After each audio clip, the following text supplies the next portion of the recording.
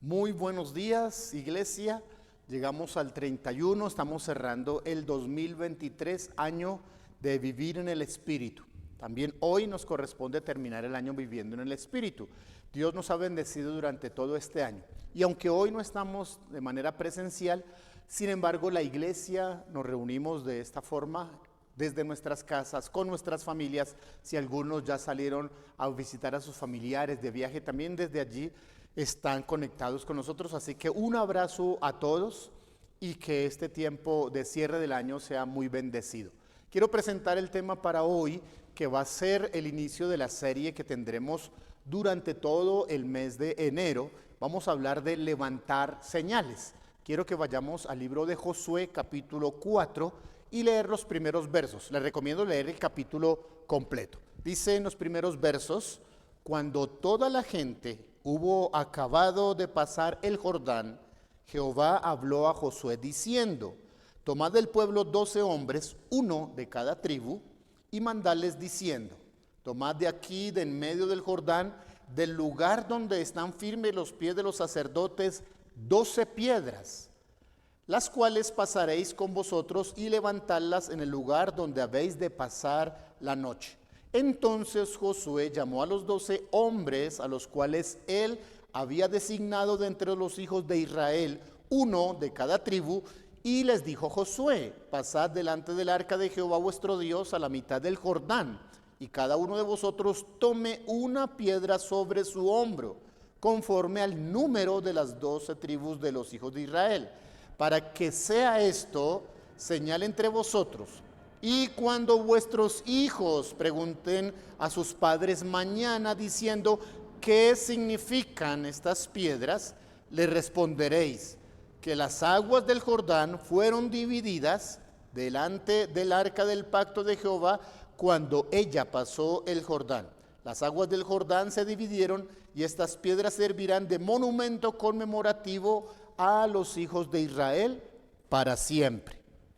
Bien, hay versos en la Biblia que hablan de un día, de un acontecimiento, pero hay otros que marcan una temporada, marcan un tiempo más largo, o algunas transiciones, algo que ocurrió entre algo que terminaba y algo que iba a comenzar. Así que estamos precisamente en una transición. Para algunos es una transición de un día. Hoy es 31, ya mañana será primero, se acabó el 2023 y comenzará el 2024.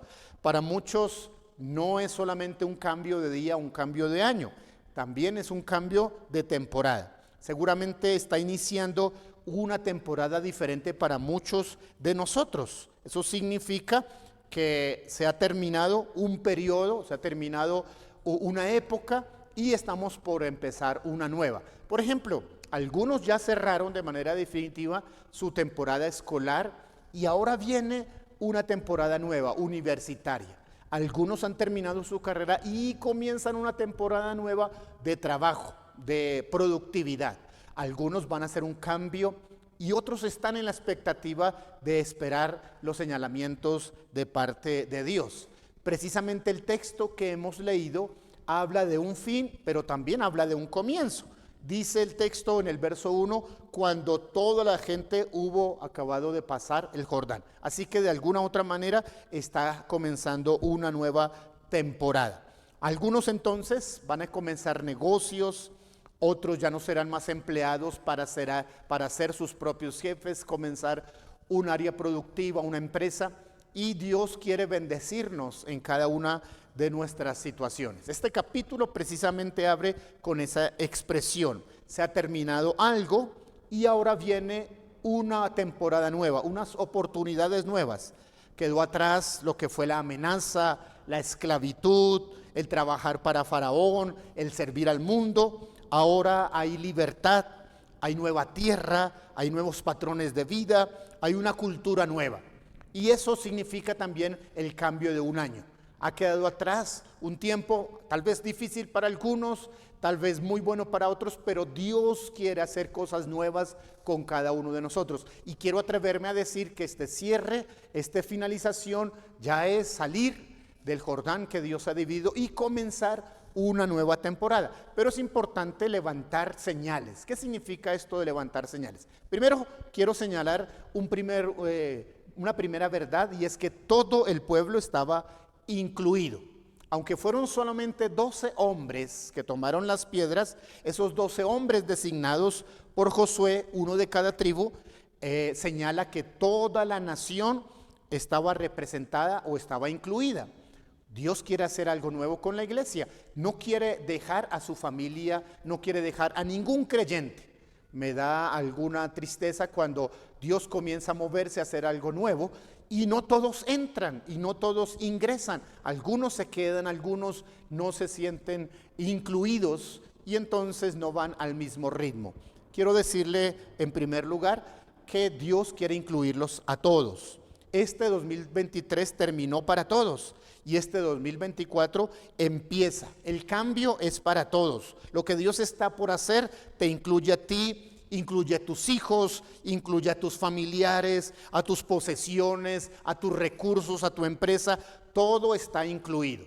Dice que cada hombre tomaría una piedra, cada uno sobre su hombro. Esto es importante porque no se refiere a piedras pequeñitas. Estamos hablando de piedras grandes con las cuales se iba a construir una torre grande, un monumento, algo que era una señal visible, piedras grandes. Lo que logres en Dios no debe ser pequeño. Tu testimonio no puede ser una piedra pequeña. Tu fe y cada una de las partes de tu vida, la vida de oración, las señales que tú levantes deben ser de gran tamaño, deben ser cargadas sobre los hombros, deben ser visibles. Esas señales, esas piedras, ese testimonio, esas historias de fe que incluyen tu vida y todo lo que tienes, van a dar testimonio de tu grandeza. Así que no puedes cargar o hacer de los aspectos de tu vida algo pequeño, sino algo grande. Una segunda verdad que vemos en este texto es ¿para qué? ¿Para qué levantar esas señales? Y en el texto de Josué 4, Josué 5 y aún el capítulo 6 nos hablan de 4 verdades importantes. Déjeme señalarlas de manera rápida. Dice, para señal entre vosotros, dice el verso 6. Para señal entre vosotros. Nosotros como iglesia, como pueblo de Dios, necesitamos tener historias de fe, necesitamos tener referentes, necesitamos tener señales de que Dios está actuando entre nosotros. Y las podemos recordar y los podemos ver y podemos ver la manifestación. Pero también dice que para la siguiente generación, y cuando vuestros hijos pregunten, nuestros hijos deben saber y deben haber visto a Dios actuar entre nosotros. Ellos necesitan ver las obras de Dios. Nosotros levantamos señales visibles para que nuestros hijos vean. Somos gente de fe, somos gente rodeada por los milagros de fe, somos gente de oración. También dice en tercer lugar, para que todos los pueblos de la tierra conozcan que la mano de Jehová es poderosa. Es testimonio también para los no creyentes, para nuestros familiares, esas señales que levantamos. Y en cuarto lugar dice, para que temáis a Jehová vuestro Dios. Necesitamos saber que Dios está en medio nuestro y que su poder y su gloria está entre nosotros. Y entonces nos portamos de manera respetuosa. El temor de Dios se mantiene entre nosotros porque somos conscientes de la presencia y del poder de Dios. Así que se habla de estas 4 razones por las cuales hay que levantar señales. También hay una pregunta allí, ¿qué significan? Cuando los hijos preguntarán, ¿qué significan? Cuando hablamos de señales grandes, entonces deben significar algo. Significan que yo reconozco que Dios es mi proveedor. Significa que yo confío en Dios. Significa que Dios me está guiando. Significa que Él es poderoso, que Él sana, que Dios siempre nos ha protegido en los momentos más difíciles. Significa que siempre Dios nos dará una salida, nos da una salida. ¿Cuáles son las piedras que tú estás levantando? ¿Cuáles son las señales visibles? ¿Son suficientemente grandes? ¿Llaman a preguntar? ¿Son testimonio a tu generación? Es importante eso. Y en cuarto lugar, una verdad más importante es en qué lugar fueron levantadas aquellas piedras. En el capítulo 5, en el verso 9, dice el texto de la escritura que el lugar donde fueron levantadas se llama Gilgal. Ahora, el término Gilgal aparece varias veces en la Biblia y se refiere no a un lugar, sino a varios diferentes lugares geográficos. Según lo que leemos en el diccionario bíblico, Gilgal es un lugar situado geográficamente entre Jordán y Jericó, donde el pueblo de Israel acampó después de cruzar el río Jordán. Este lugar, Gilgal, simboliza un comienzo para Israel, donde el Señor quita la vergüenza, la esclavitud, y entonces le da a Israel la oportunidad de un nuevo comienzo. Por eso la Biblia hace referencia de Gilgal, no como un lugar geográfico, sino como el inicio de algo nuevo. En este lugar, Josué erigió esas 12 piedras traídas del medio del Jordán, según el número de las tribus de los hijos de Israel, para que sirviera de señal a las futuras generaciones de que Jehová había dividido las aguas del río Jordán, para que su pueblo pasase a la tierra que él había prometido a sus padres. Aquí se restauraría el ritual en Gilgal, el ritual de la circuncisión, como señal del pacto entre Dios y su pueblo por las nuevas generaciones, porque la generación que se había levantado en el desierto no había sido circuncidada, dice la Escritura. Y entonces ellos entran a la tierra prometida cuando toda la generación había hecho este propósito de seguir a Dios. Es importante entonces tener en cuenta el significado bíblico de Gilgal. No es de carácter territorial, sino de cambios, de giros, de acontecimientos vitales para Israel. Así que estamos en una transición, terminando un año, llegando a un Gilgal, llegando a un lugar donde Dios nos da la oportunidad de un nuevo comienzo. Ahora, pensando en cada una de esas 12 piedras que representaban a todo el pueblo, podríamos considerar cuáles son 12 señales, cuáles son 12 manifestaciones de un creyente transformado. ¿Cuáles serían 12 piedras que deben ser acumuladas en los tiempos actuales que den testimonio a la familia? Permítanme sugerirles, y estaremos trabajando durante el mes de enero, estas 12 señales de un creyente transformado. Permítanme hacerles este listado de esas 12 señales. Número 1, buen ejemplo, que habla de una vida transformada más que palabras. Número 2, fe genuina, un creyente de una fe no fingida. Alguien, número 3, que entiende los tiempos actuales, que tiene discernimiento. También debe levantarse un hombre, una mujer de una oración ferviente, debe ser conocedor de la Escritura, de las palabras de Dios. También le incluyo que debe ser un fiel administrador, que usa bien los recursos que Dios le ha dado. También debe ser aquel que sirve y encuentra un espacio de donde servir al Señor con alegría. Además de eso, debe ser alguien que es generoso, que es dadivoso de manera continua, constante. Dice el apóstol Pablo que debe ser alguien que cumpla con su misión, con su ministerio, alguien que sea lleno del Espíritu Santo, que tenga humildad y por supuesto que sea un buen padre. Aquí tenemos 12 características, 12 piedras que son levantadas y sirven como gran señal.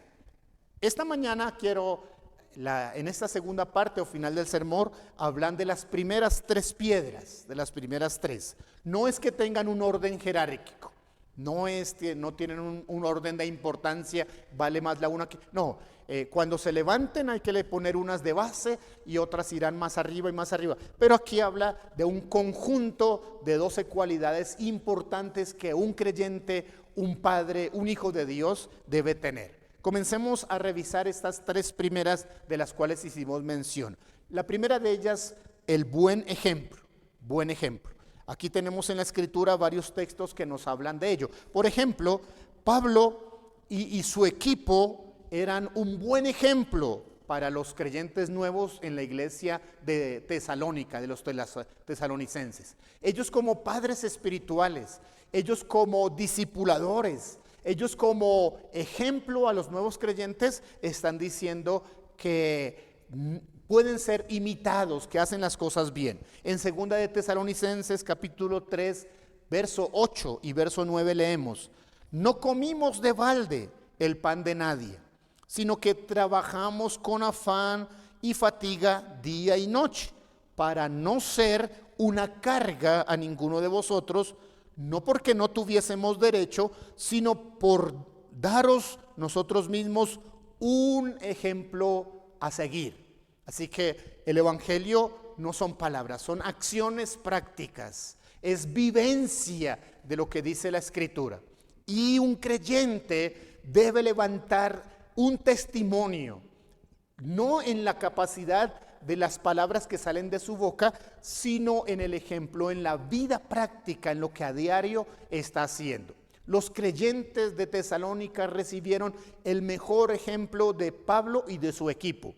Y en el escrito de las cartas de Pablo a tesalonicenses se nos dice que sí, los tesalonicenses aprendieron ese buen ejemplo y también ellos se convirtieron en buen ejemplo. Por eso leemos que los creyentes de Tesalónica fueron buen ejemplo a los demás creyentes de los lugares alrededor de Tesalónica. En 1 Tesalonicenses 1:7 dice: de esta manera habéis sido ejemplo a todos los creyentes de Macedonia y de Acaya. Aprendieron bien.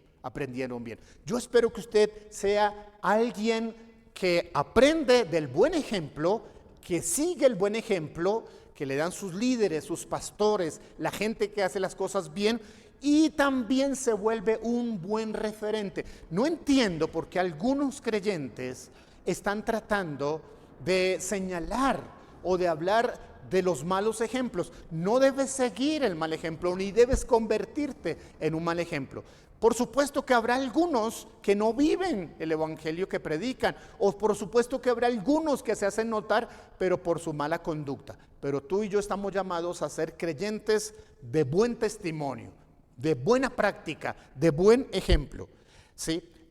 Pedro dice que Sara, para las mujeres casadas, era un buen ejemplo para las esposas. Sara, buen ejemplo a las mujeres casadas. Por eso escribe en 1 de Pedro capítulo 3, versos 5 y verso 6. Así era como se adornaban en otro tiempo aquellas santas mujeres que esperaban en Dios y eran sumisas a sus maridos. Sara, por ejemplo, obedecía a Abraham y lo llamaba Señor. De ella habéis llegado vosotras a ser hijas si hacéis el bien y no os dejáis intimidar por nada.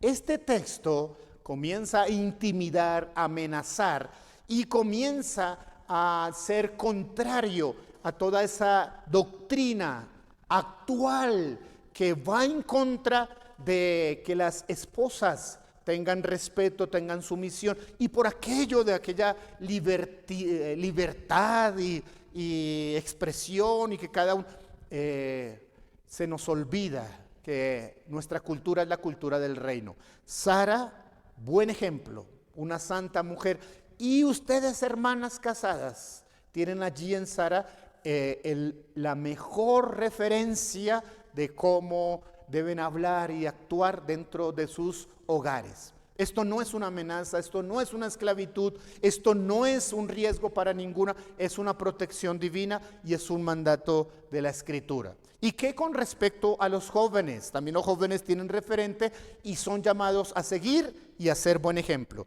Por eso dice en Tito, capítulo 2, versos 6 y verso 7, que este joven Tito era para los jóvenes un referente.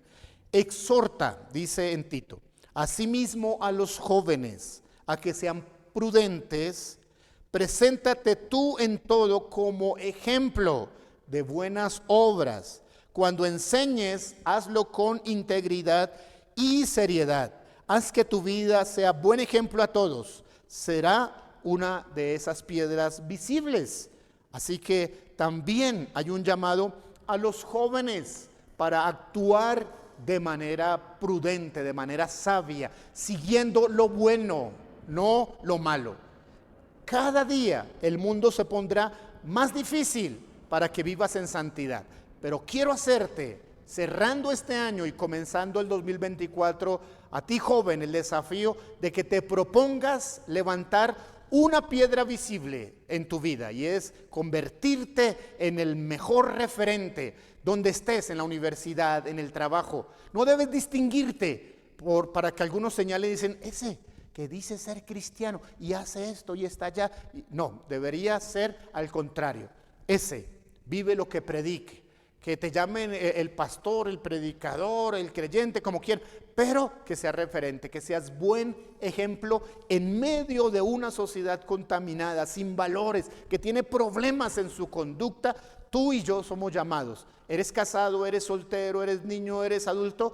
Sé buen ejemplo, será una piedra visible, será una parte importante de tu testimonio en las futuras generaciones.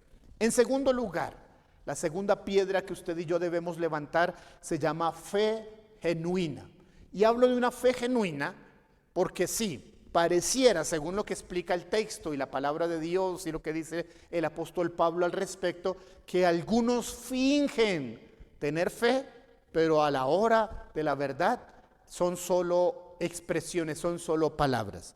Pablo dice a Timoteo que él debe y lo motiva a tener una fe sincera, como él aprendió de su abuela y de su propia madre. Primera de Timoteo 1:5.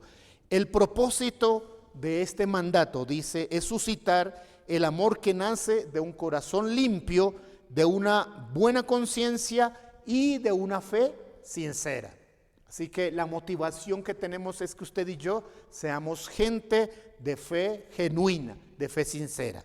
Pablo le debe recordar precisamente a Timoteo que tanto su abuela como su propia madre eran creyentes de una fe genuina. Por eso escribe en la segunda carta de Timoteo, capítulo 1, verso 5, pues me viene a la memoria la fe sincera que hay en ti, que habitó primero en tu abuela Loaida y en tu madre Eunice, y estoy convencido de que tú también la tienes.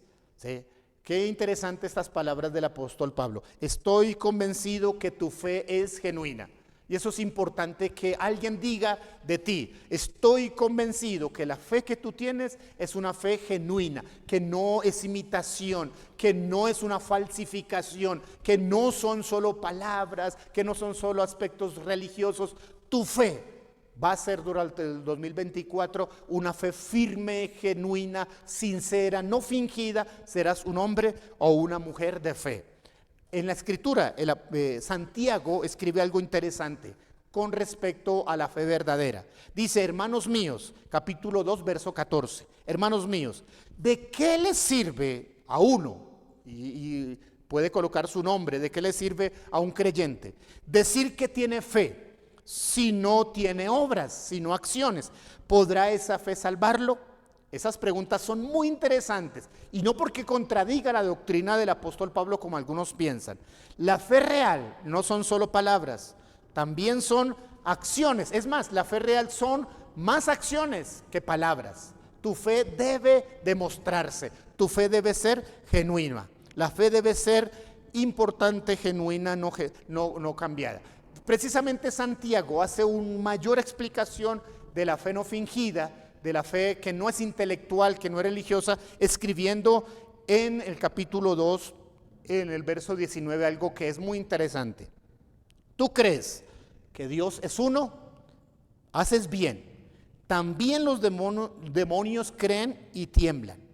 ¿De qué está hablando el apóstol en este texto? Santiago dice que no se trata de tener mucho conocimiento intelectual, que la fe no puede ser un conocimiento intelectual. Se trata de vivir todo lo que sabemos. La fe no fingida incluye una vida transformada, una vida cambiada. Así que es importante que tu fe no sea solo de conocimiento intelectual. Tal vez eres un creyente que ha aprendido mucha Biblia, recita mucha Biblia, sabe mucho de la Escritura, pero en el secreto hace cosas indebidas.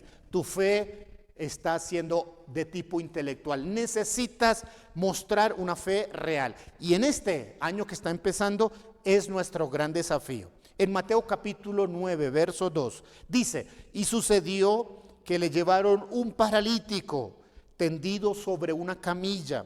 Y dice esto, al ver Jesús la fe de ellos, dijo al paralítico: ten ánimo, hijo, tus pecados te son perdonados. Mire esto, Jesús está diciendo que la fe no fingida se demuestra cuando los creyentes traen a Cristo a otros por encima de cualquier obstáculo.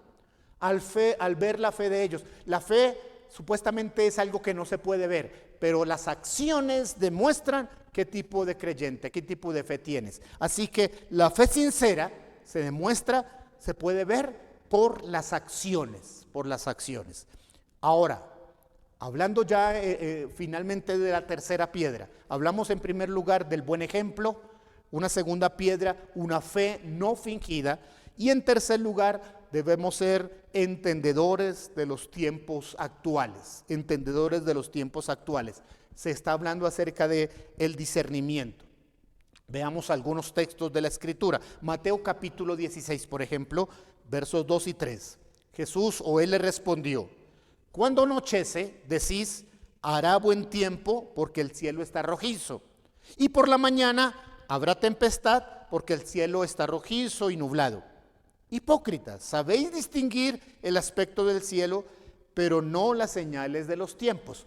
¿Por qué Jesús está siendo tan fuerte con aquellos religiosos llamándoles falsos o hipócritas? Porque ellos son capaces de saber el clima, los cambios, de predecir cuándo va a haber un eclipse, cuándo va a haber esto, cuándo va a haber lo otro, los cambios climáticos y demás, pero totalmente ignorantes de los tiempos espirituales, de las señales espirituales. ¿Qué está diciendo? Usted y yo, querido hermano, para este 2024 debemos ser gente capaz de entender el plan de Dios, capaz de entender los movimientos de Dios, los aspectos espirituales, las situaciones de peligro. Es importante. Mira lo que dice en Crónicas, en el capítulo 12, primer libro de Crónicas 12:32. Gente que entendía el plan de Dios. Dice, de los hijos de Isaacar, 200 principales, entendidos en los tiempos y que sabían lo que Israel debía hacer y cuyas órdenes seguían todos sus hermanos. Mire, esta gente de Isaacar se caracterizaba por ser gente entendida en los asuntos espirituales, en el plan de Dios, y se convirtieron en líderes, guiadores del pueblo. Es importante que entender los tiempos me ayuda a mí a definir mi plan de acción. Si usted y yo somos entendidos en los tiempos de Dios, no estamos desprogramados. No estamos a ver a qué le apuntamos, no estamos a prueba y error y consecuencias, sino que sabemos muy bien el plan a seguir, ¿sí? El plan a seguir. Probando que podemos ir adelante, que no necesitamos sufrir consecuencias por más de las decisiones. Quienes son entendidos en los tiempos, entonces se ponen a la cabeza de sus asuntos y son puestos en lugar de liderazgo en la empresa, en el colegio, en la universidad, en la comunidad, en cualquier sitio. Alguien que entiende los tiempos de Dios es puesto en un lugar de privilegio. Si usted quiere un lugar de privilegio, sea alguien entendido en los tiempos.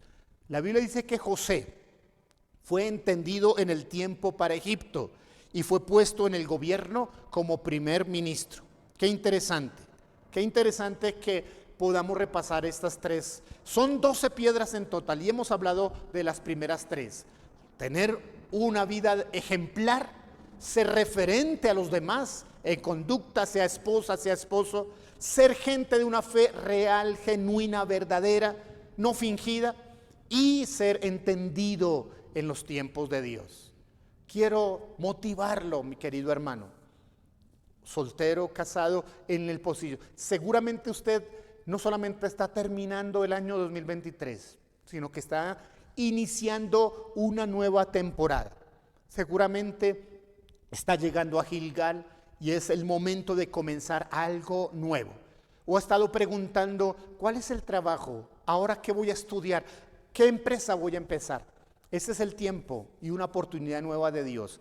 Comienza a construir estas señales, una por una, sea su testimonio visible, sincero, real, sea su fe no fingida y sea un hombre entendido, una mujer entendida en los tiempos actuales, y entonces va a ser puesto en un lugar de privilegio. Quiero motivarle para que allí con su familia, o si se encuentra solo donde esté, pueda orar a Dios y pedirle al Señor: Señor, cierro el 2023 y espero que me guíes a cosas nuevas durante el año que está por iniciar. Oremos juntos. Señor, gracias por la verdad que hay en tu palabra. El texto de la Escritura dice que cuando la gente hubo acabado de pasar el Jordán, ahora vino la voz tuya y fue invitado Josué a levantar piedras. Queremos levantar señales visibles de una vida que está siendo tocada por la gracia y por la bendición de Dios.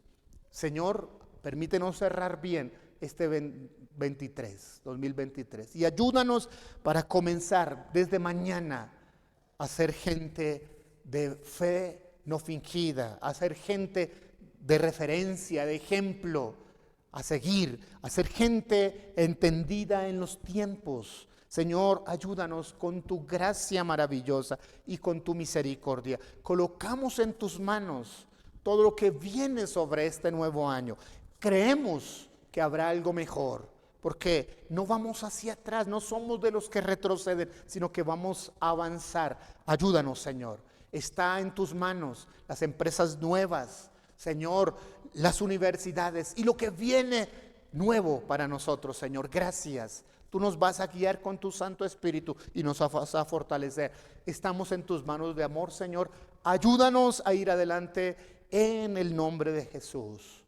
Amén y amén. Es un gusto compartir con ustedes esta última enseñanza del año y estamos listos a partir de este texto para construir durante todo el mes de enero todo lo que significa las 12 señales o las 12 piedras de un creyente fortalecido en el poder del Espíritu Santo. Agradezco a todos, hermanos, su generosidad durante este año, sus ofrendas, sus diezmos, su contribución y todo lo que ha sido y permanezca siendo alguien fiel. Dios los bendiga, un feliz año para todos y el inicio de una nueva temporada bendecida por la mano bendita del Señor. Dios les bendiga.